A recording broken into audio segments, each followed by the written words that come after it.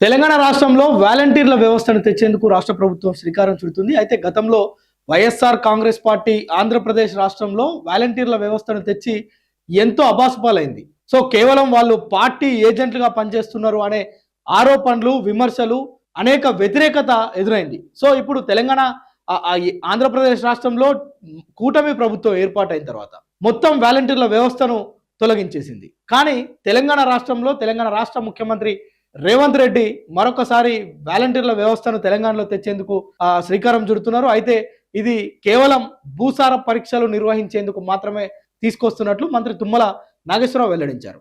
కేవలం వ్యవసాయ శాఖలో రైతులకు ఉపయోగకరంగా ఉండేందుకే వాలంటీర్ల వ్యవస్థను తీసుకొస్తున్నాం. ప్రతి రెవెన్యూ గ్రామానికి 3 వాలంటీర్లను నియమిస్తున్నట్లు తెలంగాణ రాష్ట్ర వ్యాప్తంగా దాదాపు 30,000 మంది వాలంటీర్లను కొత్తగా నియమించనున్నట్లు చెప్పారు.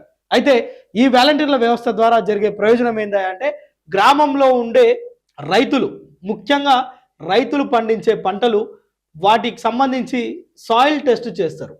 ఇప్పటికే భూసార పరీక్ష కేంద్రాలు తెలంగాణ రాష్ట్రంలో నిర్వీర్యంగా ఉన్నాయి. అక్కడ ఎక్విప్మెంట్ లేదు, స్టాఫ్ లేరు.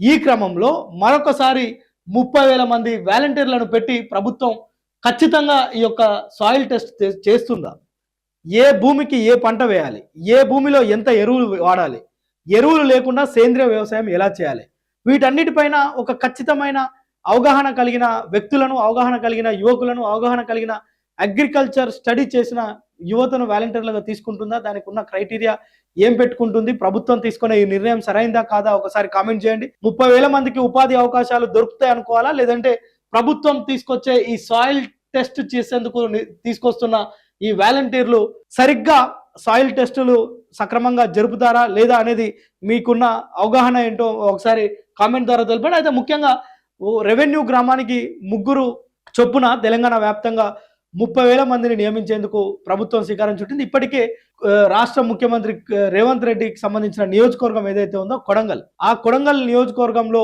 ఎంపిక చేసిన వాలంటీర్లకు ఇప్పటికే శిక్షణ ఇస్తుంది. ఆ శిక్షణ పూర్తయిన తర్వాత వారికి కేటాయించిన గ్రామాలకు వెళ్ళి అక్కడ సాయిల్ టెస్ట్ చేస్తారు. అయితే ముఖ్యంగా ఈ యొక్క సాయిల్ టెస్ట్ చేయడం ద్వారా ఏదైతే బలహీనంగా ఉన్న భూమి, సారవంతంగా ఉన్న భూమి, అక్కడ ఏ పంటలు వేస్తే మంచి దిగుబడి వస్తుంది, ఏదైతే సాయిల్ టెస్ట్ అంటే ఏదైతే భూసారం తగ్గిపోయినా, అంటే ఎందుకు తగ్గిపోతుంది, భూమి అంతా ఒకటే కదా, అన్ని భూములు ఒక తీరుగా ఉండవా అంటే ఒక్కొక్కటి నల్లరేగడి, అదే ఎర్రరేగడి, అదేవిధంగా బంకమట్టి, ఇలాంటి భూములు ఉంటాయి. సో ఈ భూములల్లో ఏ మట్టికి సరిపడా విత్తనాలు, ఆ పంటకు ఏ పంట వేయాలి అనే ఒక క్లారిటీ వాళ్ళు ఇస్తారు.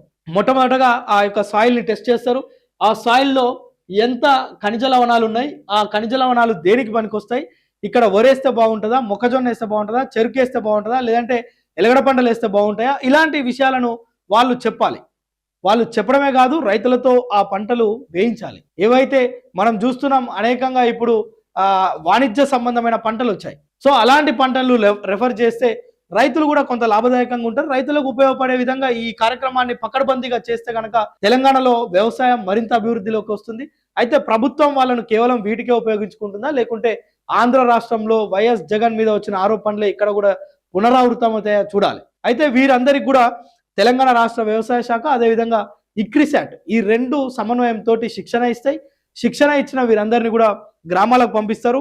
గ్రామాలకు పంపించిన తర్వాత వీళ్ళు చేసే ప్రక్రియ ఏంటంటే ముఖ్యంగా సాయిల్ టెస్ట్ చేయడం, అక్కడ ఎరువులను తగ్గించడం, సేంద్రియ వ్యవసాయం వైపు రైతుల అడుగులు పడే విధంగా చర్యలు చూపడం, మరోవైపు పౌష్టికాహార ఉత్పత్తులు మనం చూస్తున్నాం. ఇప్పుడు ఎక్కడ చూసినా కల్తీ మాత్రమే కొనసాగుతుంది. కల్తీ, మనం భూమిలో నుంచి వచ్చిన పంట కూడా భూమిలో నుంచే కల్తీగా వస్తుంది, ఎందుకంటే ఎరువులు అంత మోతాదులో ఉపయోగిస్తున్నాం. సో అలాంటి పరిస్థితి లేకుండా ఒక నిర్దిష్టమైన పంటను మనకు అందించేందుకు వాళ్ళు ఒక అధ్యయనం చేస్తారు. భూమి మీద అధ్యయనం చేసి ఆ భూమిలో బంగారాన్ని పండించే విధంగా చర్యలు చేపట్టాలి. సో మొత్తానికి పొలాలు తగలబెట్టకుండా మనం చూస్తున్నాం.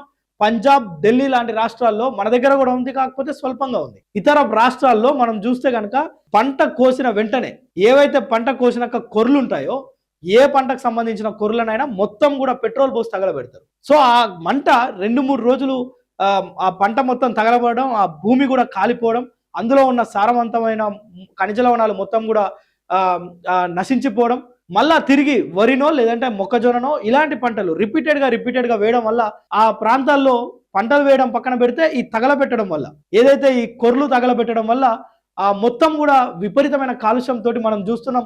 సరి బేసి విధానాలను పంజాబ్ ఢిల్లీలో మనం విపరీతమైన కాలుష్యానికి ప్రజలు బయటికి వెళ్ళలేని పరిస్థితి. సో అలాంటి పరిస్థితి ఉండొద్దు.